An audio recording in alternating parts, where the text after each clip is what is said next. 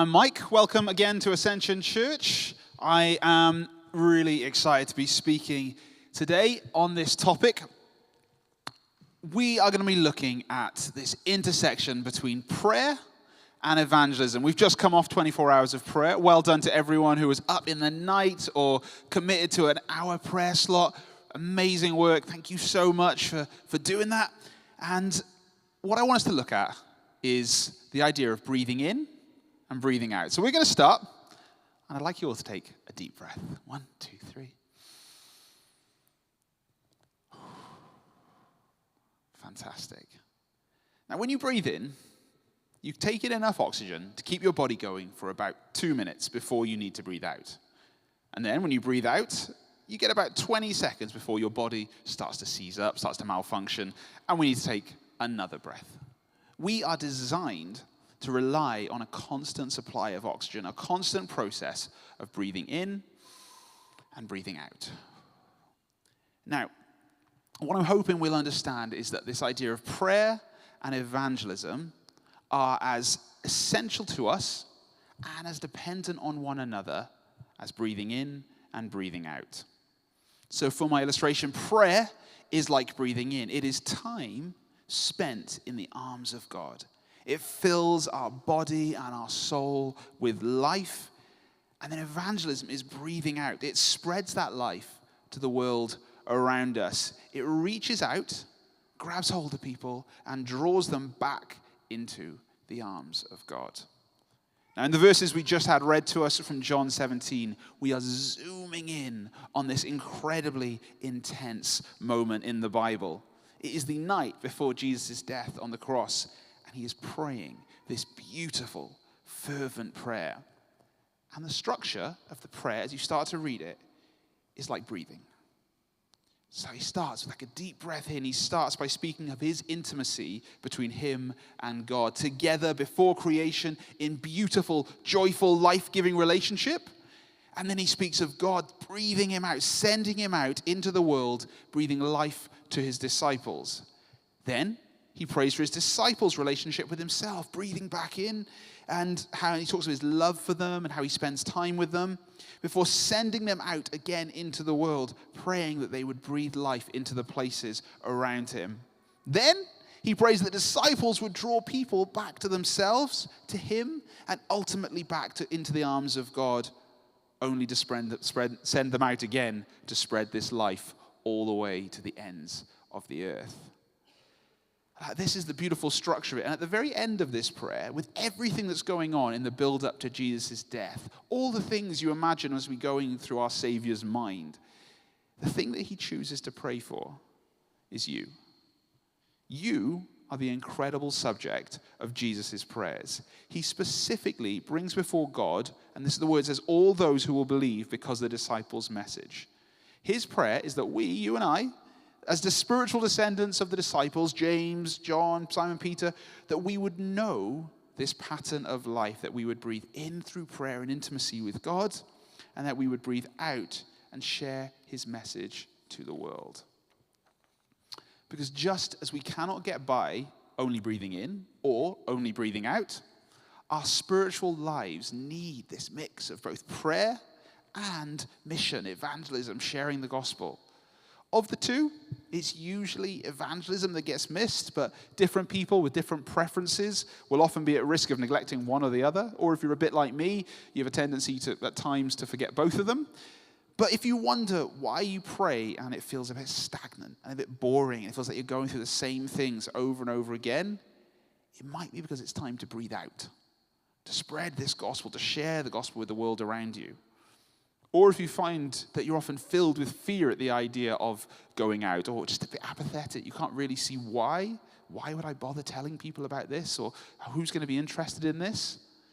Then maybe God is calling you back to himself, to be reminded of this beautiful thing that we've been given. So let's look at these verses. Jesus starts his prayer for us by focusing on his own relationship with God. And this is crucial for us because you can't breathe out without breathing in. And Jesus says, my prayer is not for them alone. And he's talking to the 12 disciples. I pray also for those who will believe in me through their message. That's us. that all of them may be one, Father, just as you are in me and I am in you. Throughout Jesus' ministry, prayer is central to everything he does. Right here, at the end of his time on earth, we get to see the depth of intimacy that he shares with the Father. He says, you are in me and I am in you. There's oneness between them. Later on, he will say, you have loved me before the creation of the world. Jesus' experience of prayer, and this is the experience of prayer that he makes available to all of us, is that of complete love and unity with God. And for him, this is the source of the message that he shares with both his disciples and through them to the rest of the world. He lives in this space of joyful friendship and love with God, and his ministry is making this available to everyone, making this accessible to everyone. And frankly, if you don't love spending time with God, don't do evangelism. Don't go tell other people. What are we inviting people to if not friendship with God? If we don't love spending time with God, then actually all we end up doing is inviting people to modify their behavior, to join an organization, to be religious. And Jesus offers so much more. And when we neglect prayer, we start to forget just how amazing this thing that we have is. In Jesus, we have a way of living that has brought life to people for over 2,000 years.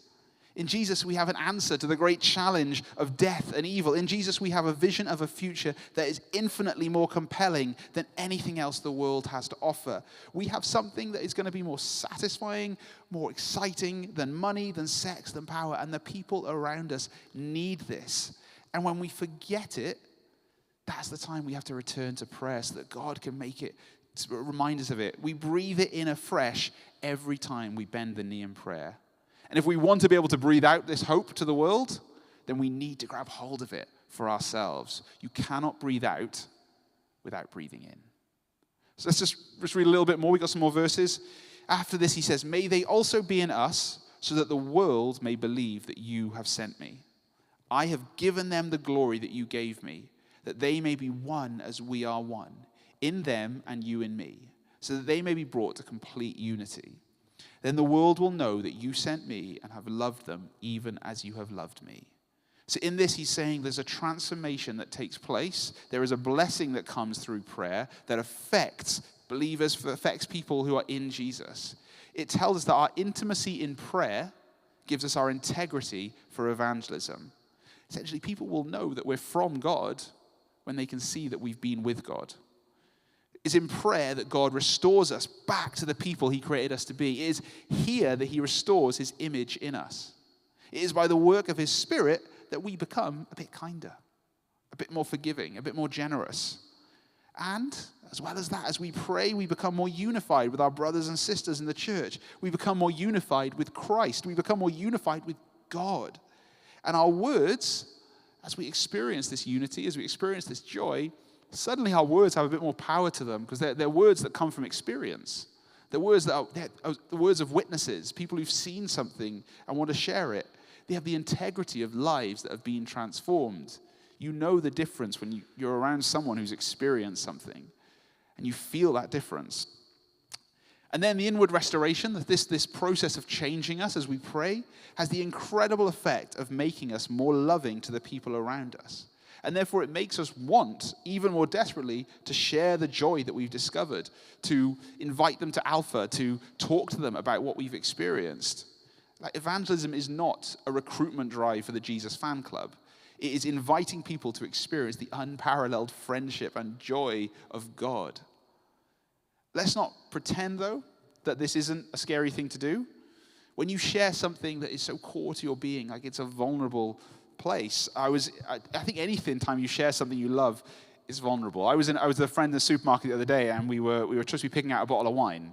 And I don't know anything about wine, so I looked at one and I went, oh, I've had this before. This one's really nice. And the guy turned to me and he goes, yeah, that one's very popular right now. It's a bit of a fad. So embarrassed. It's like I've suddenly been exposed as the beer-guzzling Philistine that I really am. He's onto me. You know, there's just even something as small as that. Yet when we talk about our faith, we're talking about something that has changed our life, that is core to our being. So even though we might believe this is the absolute good news that everyone needs to hear, I know that when we share it, it can be scary. Because someone can turn around and go, nonsense, I don't like it, you're an idiot. That happens. But at the same time, what we find is that the more time we spend with God, it says that the perfect love casts out fear. And as we spend time in God's presence, it pours love into our heart, and the fear to tell someone about this stuff starts to go. We stop worrying about what they might think of us, and we just think, man, they'd love to hear this. This is good news. They're going to want this. They're going to enjoy this. Even if they laugh at it, at least I know it's really something they would like. It's like when you find a good TV series, and you know the person next to you will like it, and they might go, oh, no, it's not my thing. You're like, no, you're really going to love this. The fear goes, the love comes back. And, this stuff, when we have prayer, it's like petrol in the engine. It's Wi-Fi in the smartphone. It's the ammunition in the chamber. You cannot breathe out without breathing in. So that's really the first half of it. Can we see how prayer empowers evangelism? How prayer pushes us into evangelism, into spreading the gospel, into inviting people to Alpha, into mission, talking about Jesus. And that's essential.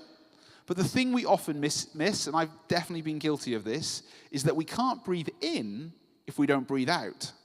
And evangelism, this whole mission thing, is as essential to our lives as Christians as prayer is. You will not last very long without it. Fear, apathy, unwillingness to share the gospel, it ruins our faith. It takes the excitement and the fun out of Christianity. Don't think of it as an optional extra. We need to share the gospel as much for ourselves as we do for the world around us. It makes our prayer life more exciting. Taking one without the other, it just doesn't work. I was thinking about this and the dependency that we have on prayer when we start doing evangelism. A few years ago, I spent a summer running youth work for a holiday company in Turkey. And in the morning, I took our young people up for a walk on one of the hills near the hotel. And it was dry. We had to hack our way through this wood. I clearly had not planned it very well. We're pushing through this dry woodland. Oh, it was awful. And we spent the whole day morning doing it. And the youth were knackered afterwards. They really, they'd struggled. And so I thought, I'll be a good youth leader. We find something more relaxing in the evening. So we went to the beach, and I made this fire on the beach, and we had the youth, they had marshmallows. Everyone's gathered around chatting. It was a lovely atmosphere. Suddenly, the Turkish hotel staff suddenly bounded down the beach. They were running in with fire extinguishers, buckets of water. They've got the sand on the ground, and they just decimate this fire. And then the hotel manager turned on me. And suddenly I realized just how stupid I'd been. In the middle of this dry, arid land that we'd spent the morning working through, I'd set a big fire. One spark, and that whole area that we'd been exhausting ourselves trying to clear that morning would have been cleared in seconds, and probably the hotel with it. The guy was not best pleased. But evangelism and spreading the gospel, they are overwhelming tasks. They're difficult. The idea of even one person leaving behind everything they've believed in and built their life upon and turned towards Christ, changing their beliefs and their behaviors and the thing that's central to their being is far more than what I'm capable of bringing about by myself. Multiply that out to a whole society that is apathetic towards God or disinterested. That's an impossible job. That's like hacking through the woodland. Which is why evangelism pushes us to prayer. Because prayer is the spark that brings the power of God into everything we do. It is the difference between hacking through the dry forest and setting it alight. The moment in John 17 looks like Christianity and everything that Jesus has built is coming to an end. The soldiers are on their way to arrest him and kill him. His band of faithful followers have fallen asleep whilst keeping watch, and they will soon desert and deny him. It is dark times. But in this moment, Jesus draws back to his Father in prayer. And in this moment, it's like he lights the match. In a few weeks, those same disciples will be preaching on the streets. In a few months, churches will begin popping up. In a few years, Christianity will have spread throughout Europe and Asia. And eventually, it would go to the very ends of the earth. Jesus closes his prayer saying, Father, I want those you have given me to be with me where I am, to see my glory, the glory you have given me because you loved me before the creation of the world. Righteous Father, though the world doesn't know you, I know you, and they know that you have sent me. I have made you known to them, and this is the bit I love. He says, I will continue to make you known in order that the love you have for me may be in them, and that I myself may be in them. Even in the darkness, even with a group of followers who can't be bothered to stay awake for him, with people on their way to kill him, people who hate him, Jesus' time with God allows him to see God's vision for the future. He can picture a time where the love of God will be spread to the whole world. And not just that, but a time where his Spirit will be filling lives across the entire planet. And the really good news, the really exciting thing is that this is the time we're in right now. Because it feels sometimes when we're talking about evangelism like we're in the darkness. Like nothing we do makes any difference. Like it doesn't change any lives. But I believe that Jesus is at work. The Spirit of God is at work. People's lives are being transformed. Like I know when I was growing up, when you had this big challenge to people, which was this scientific materialism put out by your Richard Dawkins, and it felt like that battle. We were always on the back foot, that there was no God, there's none of this spiritual stuff. But even today, there's the third person this month I've had to tell me that they grew up as atheists, that they had this whole Dawkins thing was something that was like their hope. It was their gospel. But they've realized in adult life that it's just not enough. That it's not a robust enough answer to the world they live in. And so many people I've heard since then have started turning towards religion, have started looking towards Christianity to find some hope. Jesus says, he will continue to make God known in order that God's love will be in the world. And that promise still stands. Jesus is still at work. And if we join in that pattern of breathing in and breathing out, we get to be part of that adventure. But I just want to end on something really practical. How do we do that? How do we navigate the breathing in and the breathing out of prayer and evangelism? Well, the first thing you might have expected is to breathe in. Spend time in prayer. Enjoy the friendship of God. Build it into a daily habit. Make space for it. And then as you start to get to know God and his heart for you, one of the questions you can ask in that space as you pray with him daily is, what is his heart for the people around you? Okay, so that's the first one. The second thing is to pray for the people around you. He may drop some names in your heart, or you may have people who you love and you care for and you want them to experience this. Make a list of 5 people. I'm going to challenge everyone to do this. Think of 5 people. There was a great little activity we had on the Alpha table in the 24-hour prayer. I found it really helpful. And commit to praying for them. Commit to inviting them to Alpha. Commit to talking to them about this great thing that we've discovered. One of the ways that we used to work this out, me and Amy in the flat that we lived in before, there's about 20 flats, and we committed to praying for every single one of them. And we did it for a long time, over 10 years. It wasn't like, wow, something amazing happened. But one day we heard Christian music start playing from one of the houses, just out of nowhere.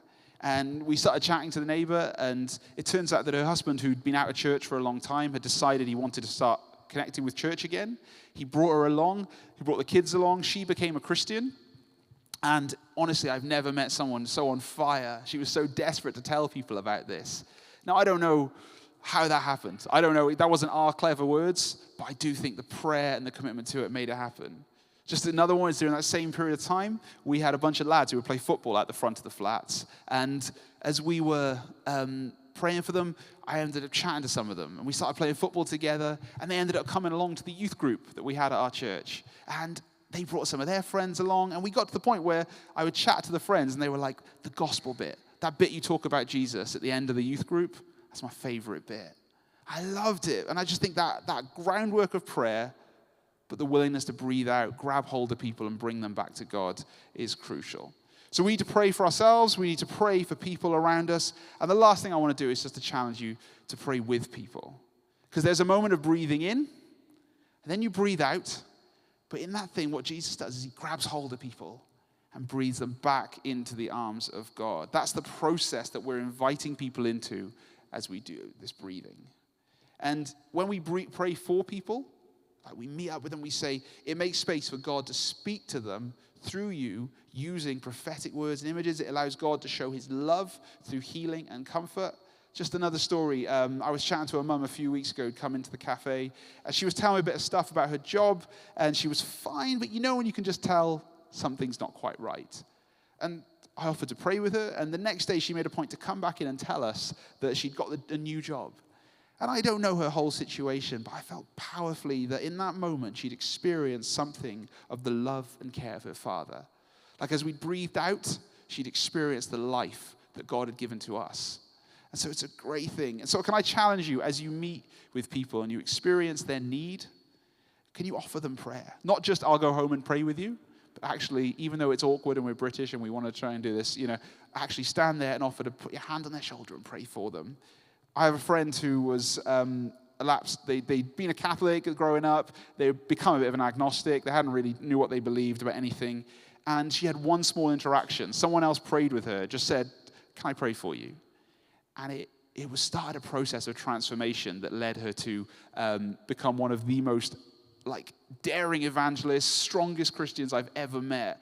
And it was just someone had just said to her, can I pray with you? And she was like, oh, they're going to go away and do it. And they said, no, now. And it changed things for her. So, because someone breathed out, grabbed hold of her, and breathed her back into the arms of God. Last week, our incredible youth group went out, and they went out on the streets, and they gave out chocolates, and they told people about Alpha. How amazing is that? They breathed out the love of God. Every week, I get to watch evangelists, people like Andy, Amanda, Marcus, different people on the staff, just chatting to people here in the cafe. And so often they're praying with people who've never experienced prayer before. They're so often willing just to tell people about the good news that they've discovered. It's such a beautiful thing to watch. Now, look, we've just had 24 hours of prayer in this church. Now, normally the thing that you kind of come off this is say, guys, we've got to keep praying. And absolutely we do. We keep breathing in. But we've taken a deep breath in as a church. Right now, the power of God is amongst us. The same power that rose Jesus from the dead. We have been strengthened in our innermost being. We have been set alight. The question I have for us is, what are we going to do next? I don't want us to hold our breath. I want us to think, where do we go with this incredible thing that we've experienced? What do we do with the presence of God in our life? It would be great if we could stand. If the band are happy to come back up as well. I'm just going to pray for us, and then we'll worship. Let's just maybe put our hands out, just open ourselves up to God. I don't know where you're. I don't know where you're feeling about prayer and evangelism and how it makes you think. I think this is the time where we offer up to God and we say, what are the fears? What are the things holding me back in either of these things? What are the time, the place? God, they're yours.